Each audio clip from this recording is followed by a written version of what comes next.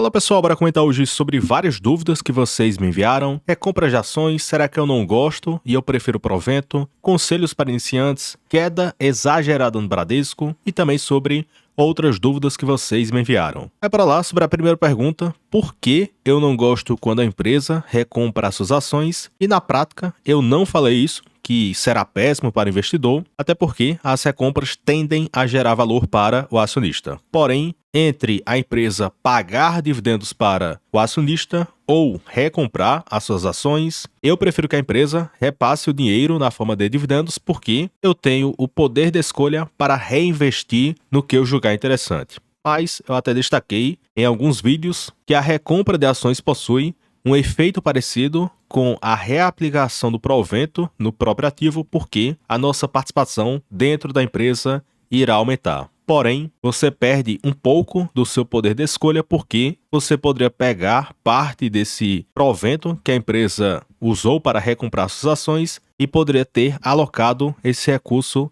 em outra coisa mais interessante. Daí um exemplo prático disso, a BB Seguridade, em agosto do ano passado, lançou um programa de recompra de ações que prevê a recompra de até 64 milhões de ações. E até o momento de agosto de 23 até maio deste ano, a empresa já recomprou 41 milhões de ações por um preço médio de 32,06. Então mais de 60% do programa já foi executado. E também o mercado até cogita que existe a chance da empresa lançar outro programa de recompra, porque os executivos da empresa acreditam que os papéis estão baratos para o que poderá ser gerado. Daí, para termos noção do efeito da recompra, a empresa já gastou 1,3 bilhão em recompras de ações. E se a empresa pegasse esse valor e distribuísse na forma de dividendos, esse ponto representaria um dividendo por ação de 66 centavos, o que nos dá quase 2% de yield em função da cotação atual. Então, existe um dividendo que está camuflado na BBSE ou também em outras empresas que têm recomprado as suas ações, porque, por exemplo, aqui no Investor 10 só mostra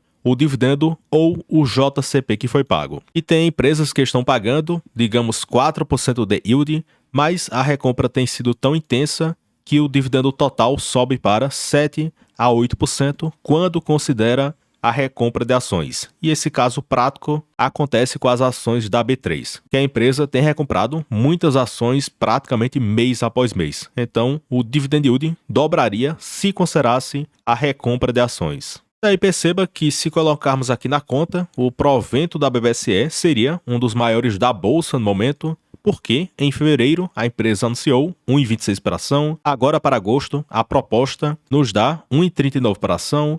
Essa recompra que já foi executada representaria 66 centavos por cada ação, então no total temos 3,31 por ação, o que nos dá quase 10% na cotação atual. Então sim, o provento no bolso do acionista tem sido uns 20% abaixo do que esperado, mas a recompra tem compensado essa queda no provento no nosso bolso. Já outra pergunta, alguns conselhos para quem está iniciando no mundo dos investimentos.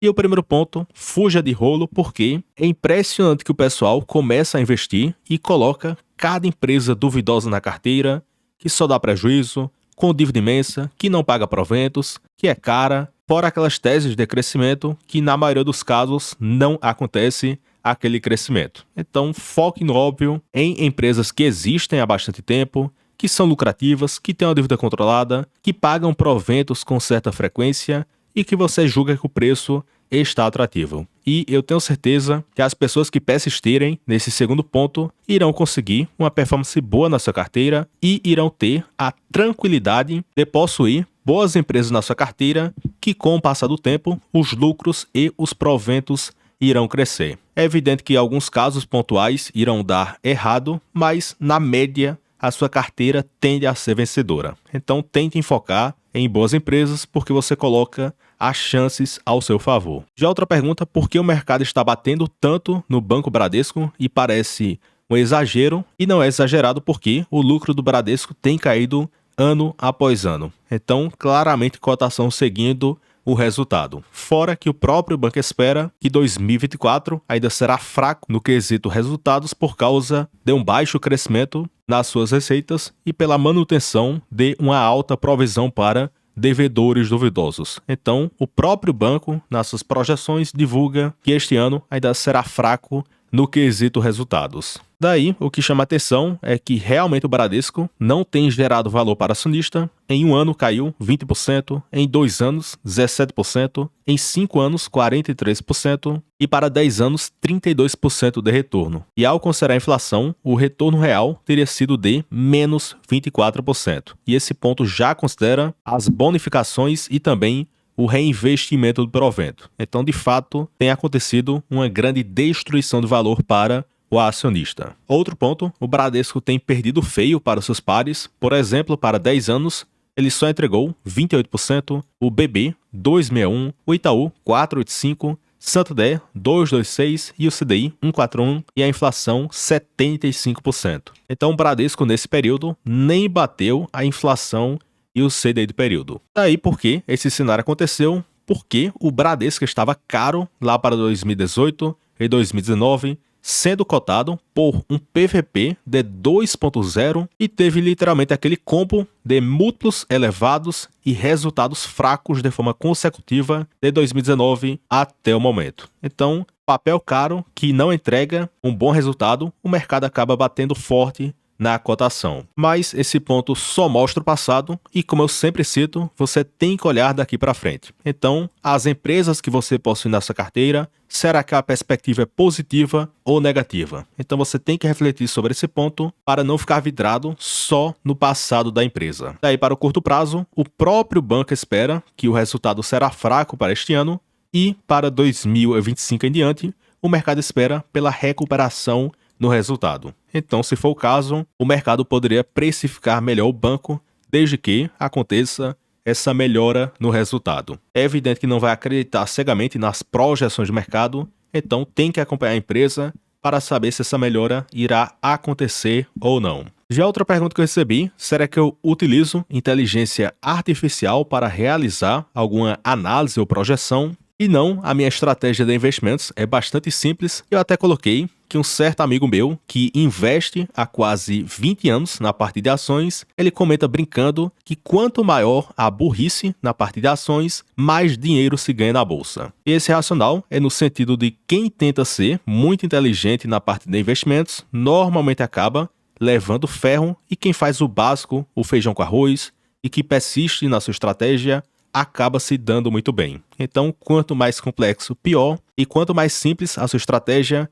mais fácil de conseguir ganhar dinheiro. E em geral, o pessoal pensa o contrário, que tem que possuir uma estratégia complexa para conseguir bater o mercado. E na prática, quem faz o simples e persiste na sua estratégia consegue obter um bom retorno. Já outra pergunta, no Brasil, o ETF DIVO11 ou ações selecionadas para o pagamento de proventos. E para quem não sabe, o DIVO11 é um ETF que replica o IDIV, que é o índice de dividendos, que historicamente o IDIV entregou uma performance acima do que o IBOV. E o meu ponto é que eu gosto de selecionar poucas ações que pagam bons proventos para a minha carteira, e dentro dessa carteira teórica do IDIV podem possuir algumas empresas duvidosas que eu não alocaria por fora, tem taxa de administração, tem a tributação que, se eu vender com lucro abaixo do que 20 mil, eu iria ter que pagar imposto de renda. Então tem alguns pontos que não me agradam e eu prefiro investir diretamente em poucas empresas para